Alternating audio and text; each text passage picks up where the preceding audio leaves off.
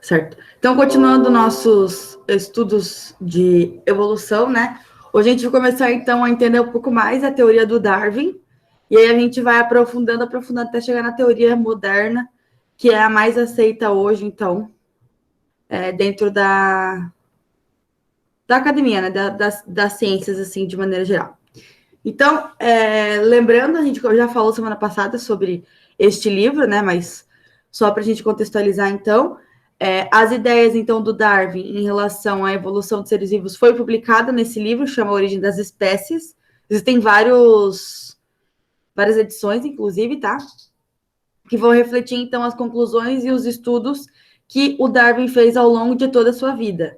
Então, uma coisa que a gente não tinha comentado na outra aula, né? O Darwin, ele vai publicar esse livro quando ele tem 50 anos de idade, tá? Então, ele já estava mais velho, então ele já tinha estudado muito sobre. E aí vocês vão entender por que demorou tanto tempo para ele publicar, já. E como ele era neto do Erasmus Darwin, que já era um naturalista, já estava estudando sobre isso, ele acabou crescendo, então, envolvido num ambiente de muito estudo e de muito conhecimento. Então, isso influenciou ele, né? A gente já tinha conversado também sobre isso, influenciou ele de alguma maneira para ele ir para esse lado da ciência, do naturalista, e tentar entender, então, como as espécies evoluíram ao longo dos tempos. O Darwin, então, no início lá da carreira dele, ele começa a estudar a biologia, a botânica, né? Uma área da biologia, que está relacionada só às plantas, e a geologia, que está relacionada aos solos. E aí ele faz diversas viagens para a Inglaterra para observar rochas e fósseis lá diferentes, né? Que faz parte, então, da geologia. Nesses estudos, então, o Darwin vai constatar que existem semelhanças entre os organismos de tempos passados, então, de seres vivos que já não existem mais, que já estavam extintos, né? E os seres vivos que existiam na época em que ele estava vivo. Apesar de muitas espécies não existirem, elas tinham, então, ali uma relação, uma correlação de semelhança. E ele queria entender como isso acontecia, por que isso acontecia, quais eram os motivos, as causas, as consequências. Então, assim, de maneira geral, a história da Terra, ela é muito longa, ela é muito grande, né?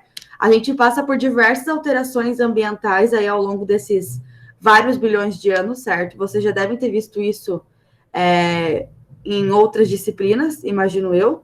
As eras das glaciações que acontecem, né? As eras glaciais. Mudança na composição da atmosfera também aconteceu por conta da urbanização, da emissão de gás carbônico, emissão de monóxido de carbono e entre outros gases aí do efeito estufa.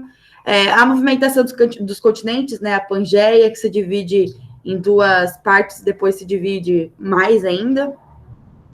Vulcões, né, e outros fenômenos naturais aí que vão, então, afetar, vão organizar, desenhar o nosso planeta como ele é hoje e afetar, então, diretamente os seres vivos.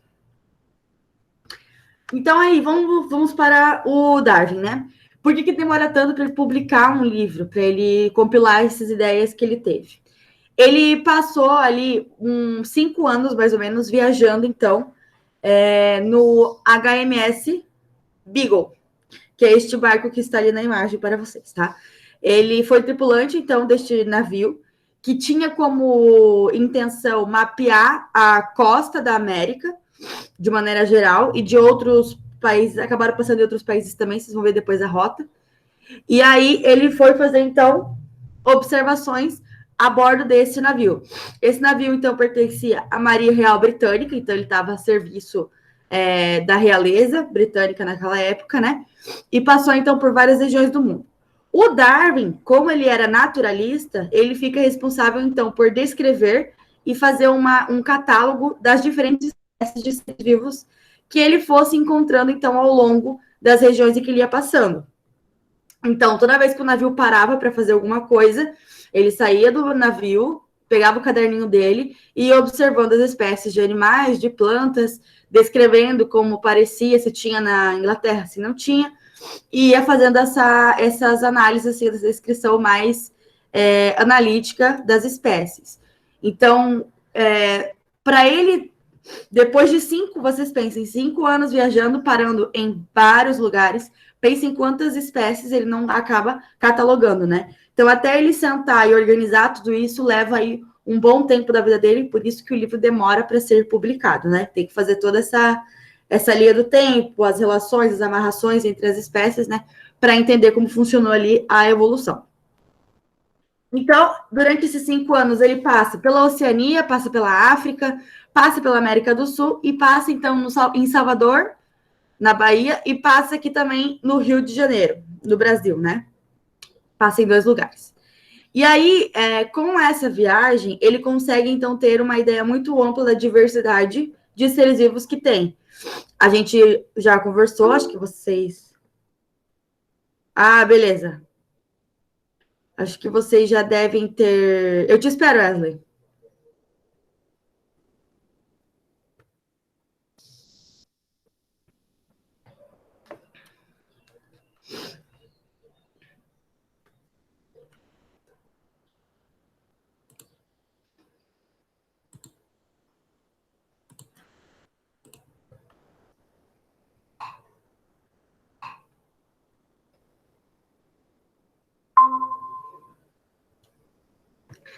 Acho que vocês já devem ter visto, em algum momento aí, estudando, principalmente ciências, né?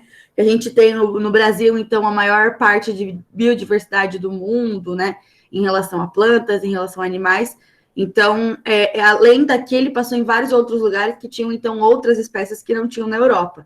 Então, ele acaba fazendo, então, essa viagem é muito enriquecedora para ele, de maneira pessoal e profissional. Então, ele relaciona as diferentes adaptações às condições dos locais que esses seres vivos habitavam. Então, a gente está falando de um país frio, a gente está falando de um país que é tropical. A gente está falando de um país que não tem muito mato, de um país que tem muito mato. Entende? Então, essas regiões diferentes de locais, de clima, de relevo, de chuva, de intensidade de luz solar, vai influenciar, então, nas condições que os seres vivos estão condicionados, obviamente, e a maneira, então, como eles vão se organizar para poder sobreviver naquele local. Então, aqui está o mapa, deixa eu dar um zoom aqui para vocês. O mapa da viagem, então, que o Darwin fez a bordo do Beagle, né? Então, eles saem aqui da Europa, certo? Eles vão, então, para vários lugares, vocês podem observar, estão fazendo a costa aqui da América do Sul. Eles vão para o outro lado, né? Vão lá na Oceania, e aí eles voltam para a Europa. Então, basicamente, eles estavam aqui bem focados aqui na América do Sul, né? Mas passaram também em outros lugares para fazer essa análise aí. Beleza? Até aí, tudo bem? Tudo certo?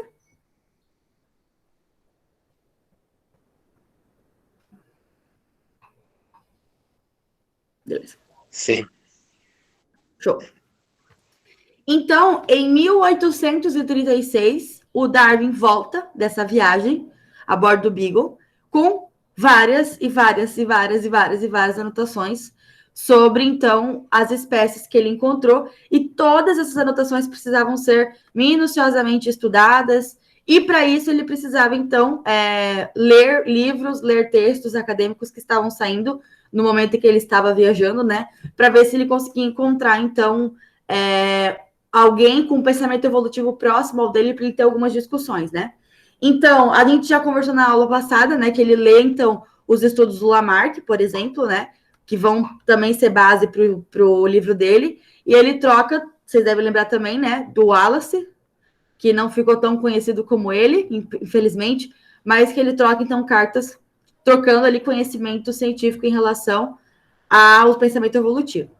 Aí, depois de pouco mais de 20 anos, que o Darwin voltou dessa viagem, ele consegue falar assim, acho que consegui compilar aqui, fazer uns links, e agora acho que dá para publicar. 20 anos, um pouco mais, tá? Então, demora aí muito tempo para ele conseguir ter como é que fala? Fazer esses links entre as espécies, né? E entender como aconteceu a adaptação e a evolução delas. Aí ele publica A Origem das Espécies.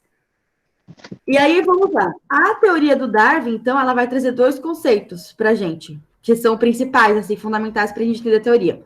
Um deles é a seleção natural e o outro é a adaptação. Então, os seres vivos, para Darwin, eles se adaptam ao ambiente, mas também acontece uma seleção natural. E a gente já vai entender como funcionam esses dois conceitos. De acordo, então, com a teoria do Darwin, a biodiversidade observada atualmente é atribuída a esses dois fatores. A gente consegue ter vida do jeito que a gente tem hoje, conhecer as espécies que nós conhecemos hoje, porque elas passaram por uma seleção natural e se adaptaram. Se não fosse dessa maneira, elas não existiriam. E esses processos, então, eles não acontecem de hoje para amanhã ou desse ano para o ano que vem. Eles levam alguns anos, vários anos, dependendo da qual que é a modificação, né, para acontecer, porque essas variações, elas precisam se estabelecer em uma população. Eu não posso dizer que o indivíduo evoluiu, passou por um processo evolutivo, se apenas um ou dois seres vivos daquela espécie se modificaram. Eu preciso ter várias espécies, vários indivíduos da mesma espécie para ter uma população modificada para poder dizer que aconteceu uma evolução. Então, isso demora. Pode acontecer primeiro para um, depois para dois, aí depois para mais uns dois, depois para mais um, até encontrar ali um número maior, um número mais significativo de seres vivos que passaram por essa evolução. Então, a gente tem aí vários anos para concluir esse processo. Então, vamos falar da adaptação primeiro, né? A vida, vocês já devem saber, deve estar careca de saber, inclusive, né? Está no nosso planeta se desenvolvendo há bilhões de anos, né? Um pouco depois dele ter nascido, aí começa, então, a se desenvolver os primeiros sinais de vida e a gente vai evoluindo até a gente ter o que a gente tem hoje. Então, as espécies vão surgindo. Muitas sobrevivem, outras não vão sobreviver. Isso pode acontecer tanto por fenômenos naturais, como aconteceu com os dinossauros, né? Que o Wesley trouxe aí no começo da aula, acho que ele já estava sabendo do que eu ia falar. O dinossauro veio um meteoro, processo natural, veio lá do universo, não tem nada a ver com a gente. Levou os caras tudo embora, ninguém sabe o que aconteceu, assim, né? Tipo, morreu, pronto. Temos aí registro, temos fósseis, mas não vimos nenhum deles vivo, né? E aí existem, então, os fenômenos que não são naturais, né? Como as mudanças climáticas que são ocasionadas pela gente, né? Pelos homens, hoje em dia, os seres humanos, que podem, então, fazer com que alguma espécie seja extinta ou não. Os períodos de existência, então, das espécies, eles vão variar. Cada espécie vai viver 50 anos, 500 anos, 1 milhão de anos e vai depois ser extinta. Esse processo vai variando de acordo com as condições climáticas, as condições ambientais, de predador, de caça, de você ter alimento, de você não ter, de você ter água, de você não ter, e entre outras características que o ambiente tem que ter para o ser vivo continuar vivo, né? Então, nem o tempo que essas espécies vivem, nem os eventos que levam à extinção têm um tempo específico, né? Eles podem variar de maneira arbitrária e aleatória, digamos assim, né? Mas não muito, porque a gente influencia bastante no ambiente, então não diria que seria tão arbitrário assim, mas é aleatório.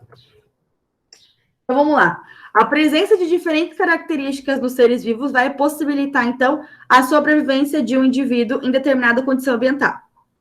Então, vamos lá, vamos supor aqui que todo mundo é igual, não tem nenhuma diferenciação entre nós, só que a nossa condição ambiental aí tá um pouco diferenciada.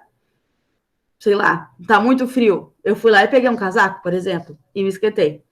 Digamos assim, né? Então, eu mudo uma característica de um indivíduo, que sou eu, certo?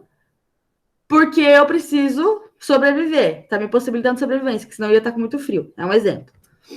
Então, como a sobrevivência desse ser vivo que se adapta com uma característica no início, né, é favorecida, ele se reproduz, porque ele vai sobreviver, as outras espécies podem não sobreviver, e aí ele vai passando, então, essa característica que ele evoluiu para as outras espécies. Isso a gente já viu, né, de descendência, geração para outra geração e tudo mais. Então, é simples.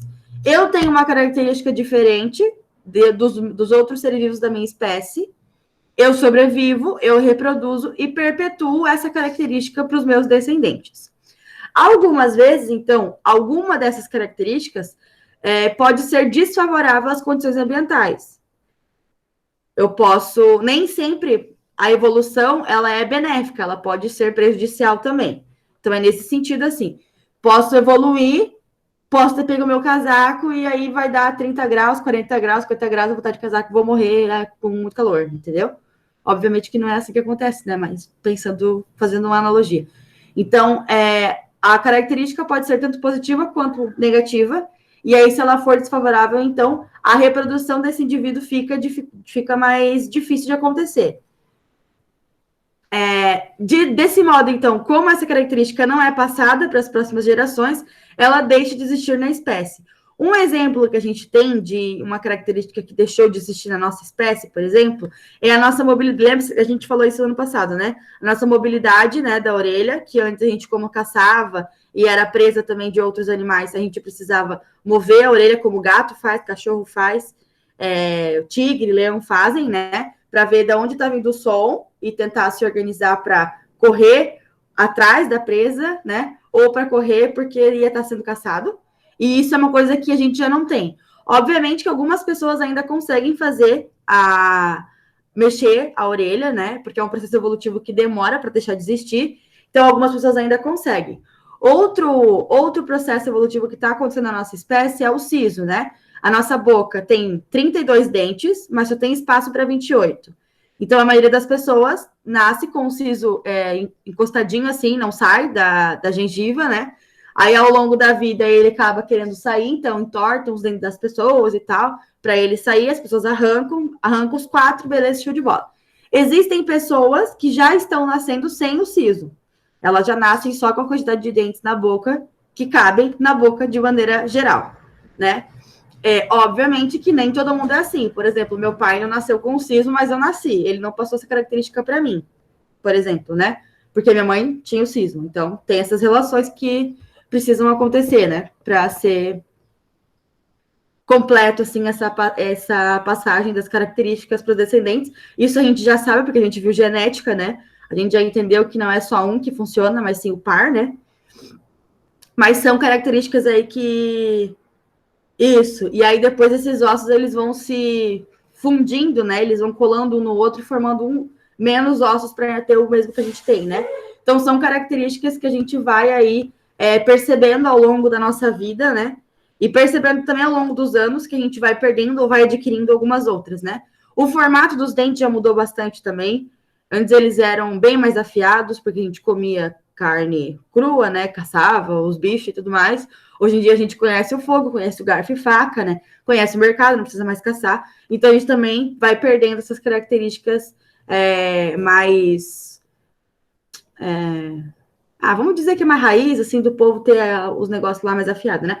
Obviamente que ainda existe gente que nasce com os caninos bem afiados ainda, né?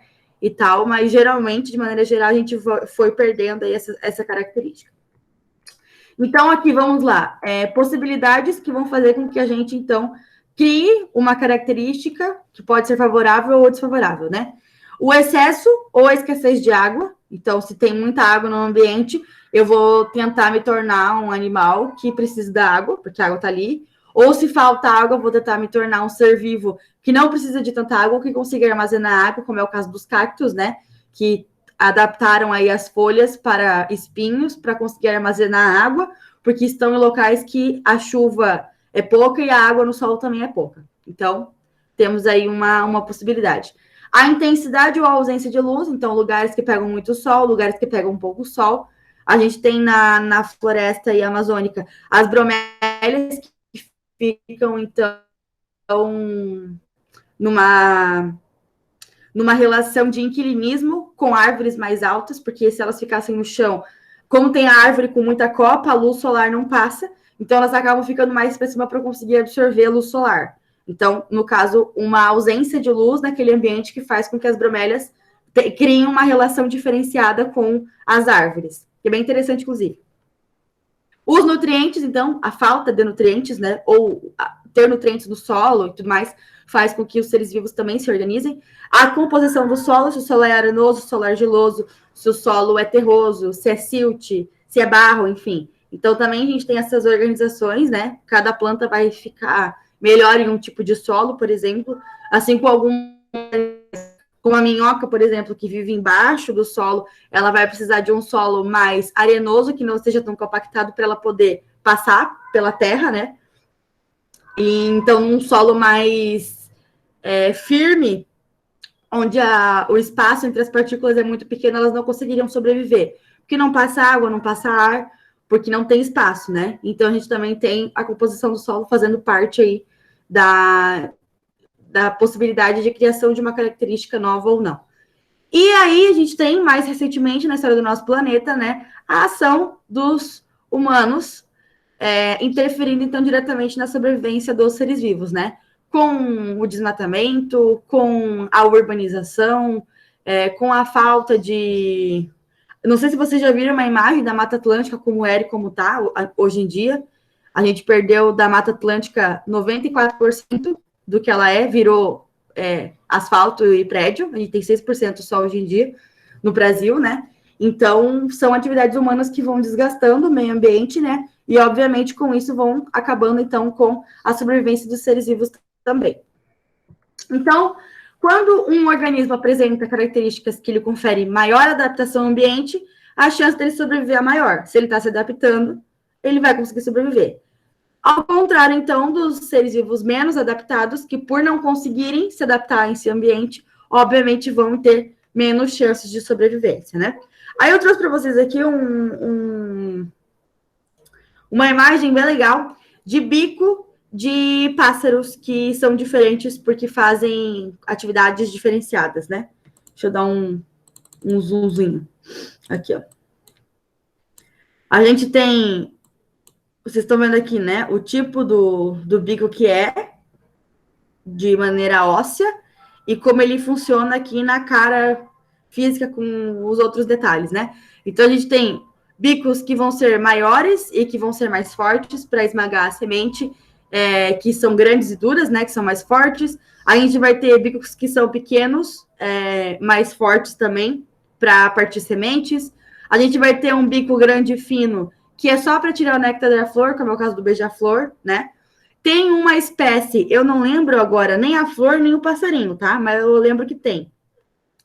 Tem uma espécie de planta que o néctar dela ficava muito no interior da flor, assim, é como se fosse, sabe, um jarrinho assim. E aí tem uma ilha específica que tinha essa flor e os pássaros se adaptaram a esse ambiente para poder sobreviver e catar esse néctar. Então o bico era bem comprido, algo bem diferente do que a gente tem, assim, de maneira geral no nosso dia a dia, né? Eu vou lembrar e trazer para vocês, porque hoje eu esqueci o nome da flor e o nome do pássaro. Mas na hora que eu lembrar, eu coloco lá no Google para vocês. Aí a gente tem, então, essas diferenças, tanto na parte óssea, como na parte, então, do design, digamos assim, exterior ali dos bicos, né? Que é uma adaptação. Cada pássaro desse vai ter, então, cada ave, né? Vamos falar assim. Cada ave vai ter, então, uma alimentação diferente, num ambiente diferente, com condições de clima diferenciados, que vão fazer com que elas, então, se adaptem para ter esse tipo de bico. Até aqui, tudo bem? Tudo ok? Tudo certo? Sim. Tudo ok. Show. Vamos para a seleção natural, então. Vamos lá. Quando ocorrem alterações em determinado ambiente, pequenas variações nas características de um ser vivo podem afetar suas chances de sobrevivência e de reprodução. Antes a gente estava falando de seres vivos se adaptando, tá? Agora a gente vai estar falando do meio que um ambiente que vai estar fazendo uma seleção aí. Vamos entender um pouquinho mais.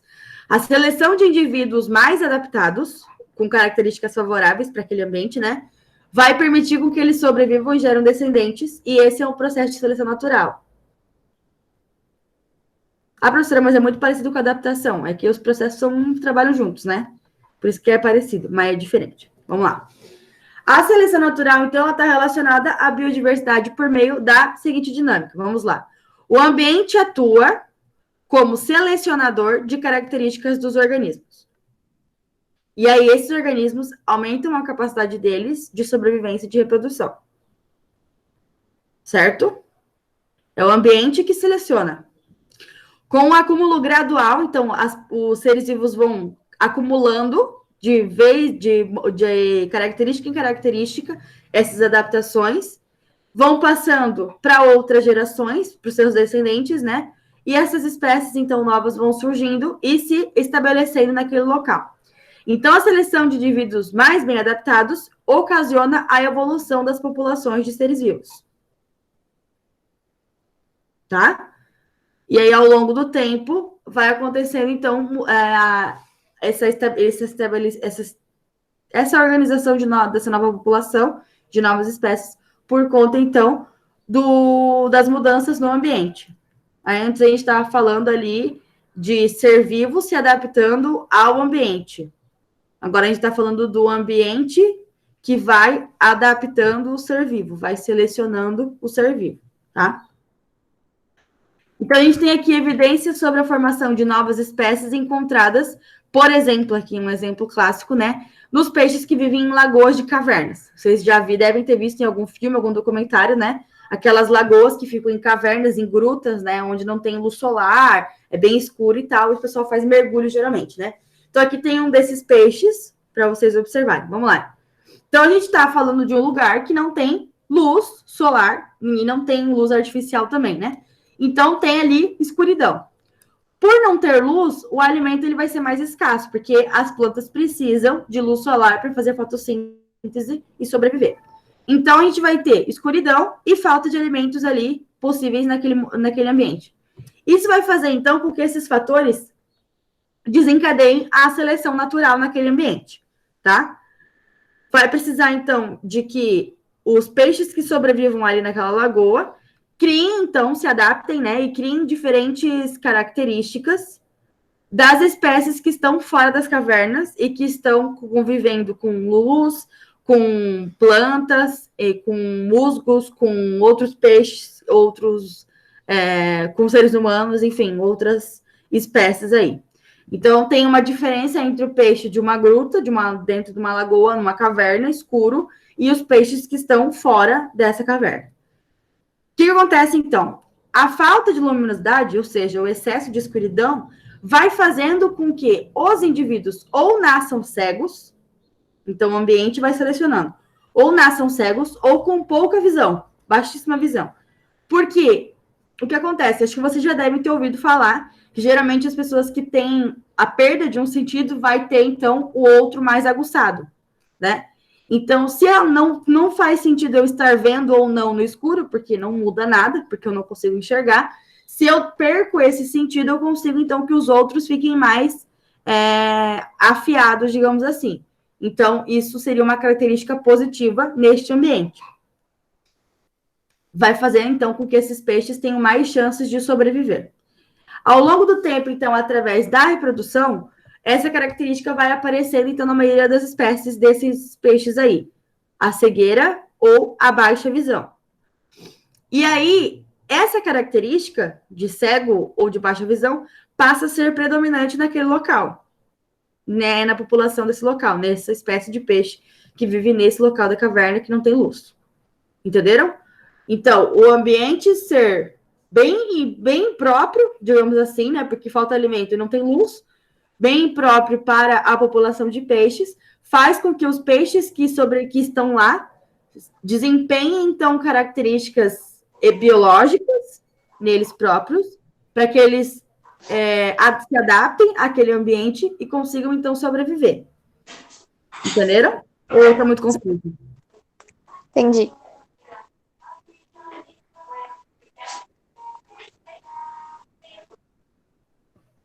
Entendi, professora. Beleza. Então, como o ambiente é uma coisa dinâmica, né? Até o tempo todo sendo modificado, sendo impactado por questões naturais ou de seres humanos mesmo, né? Essas características, então, nem sempre vão garantir a sobrevivência no mesmo local. Pode acontecer de o ambiente se modificar novamente, sei lá, vai rolar a rachadura lá no negócio da gruta e vai entrar luz solar lá agora. Então, outras espécies de peixes que precisam da luz porque enxergam, né, vão passar a migrar para esses locais, e aí os peixes que não enxergam com a luminosidade, ou que tem baixa visão, né, com a luminosidade muito alta, vão ficar prejudicados e não vão conseguir se alimentar mais. Então, dependendo das condições do ambiente, a espécie que antes tinha sido evoluída para viver naquele lugar pode ser eliminada e substituída por outra. Que é o que acontece, né? É muito dinâmico. Isso vai acontecendo o tempo todo na natureza. Muito normal. Tá? Bem, vamos lá para os resumos, então. O que vocês precisam ter muito claro na cabeça de vocês da teoria do Darwin, então? Que os indivíduos da mesma espécie apresentam variações, são diferentes, tá? Vão ter diferentes características e não vão ser idênticos entre si.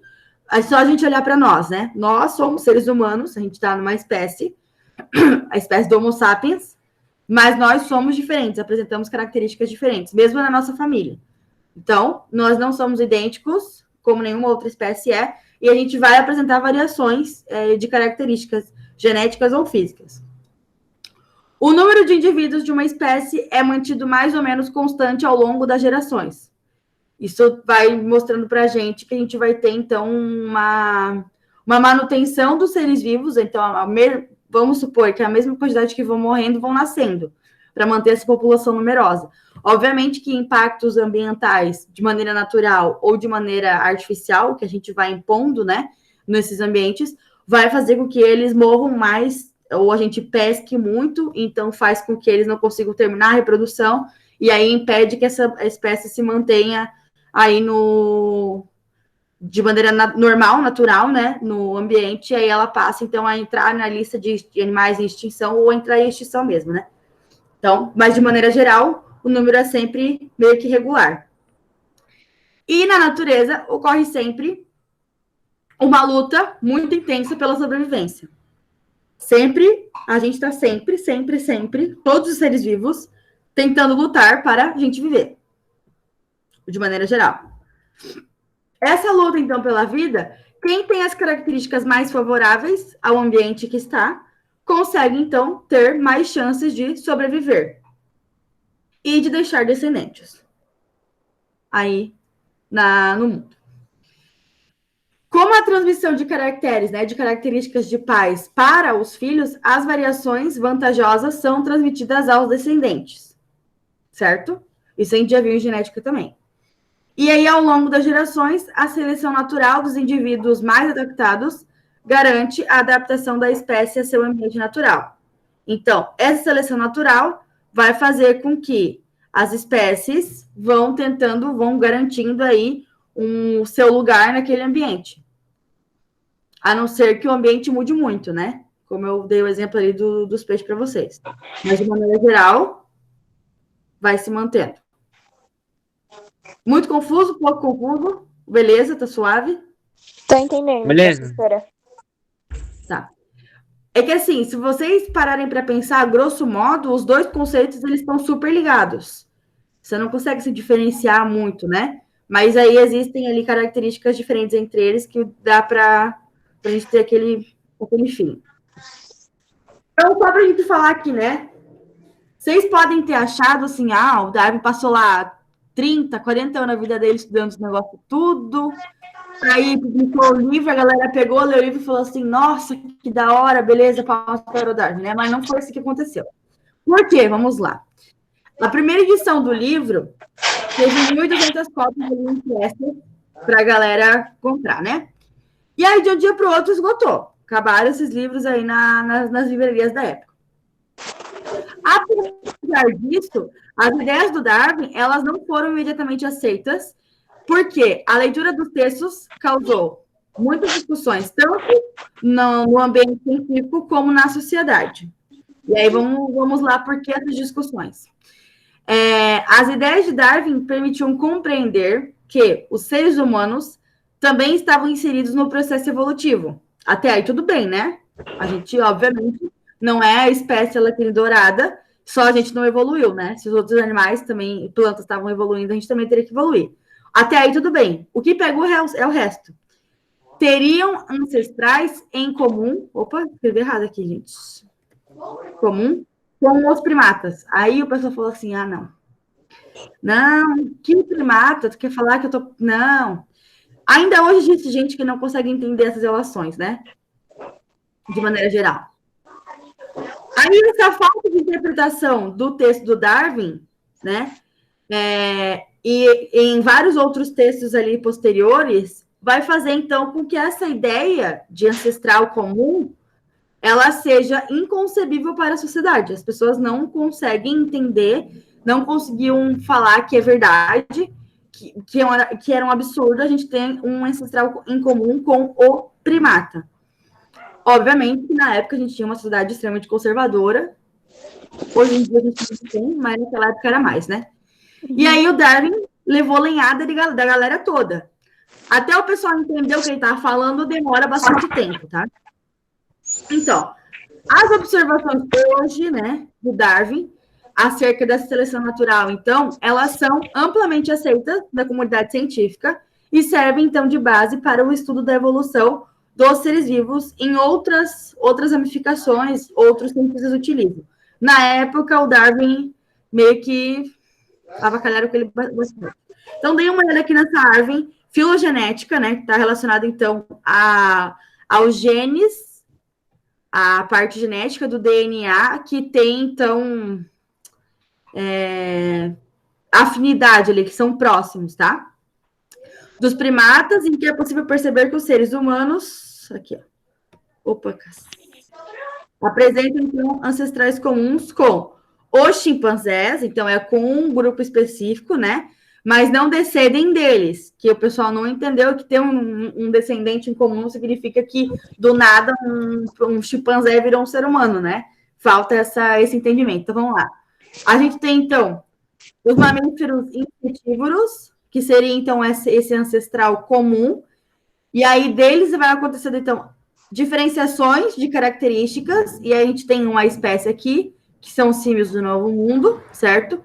Depois de um tempo, a gente vai tendo aqui outras características. Continua, estão vendo? Esse mamífero, ele não morre do nada, ele continua sobrevivendo, vai mudando as características de uma população, novamente. Aí a gente tem, então, os símios do Velho Mundo. Oi? Nada? Tá.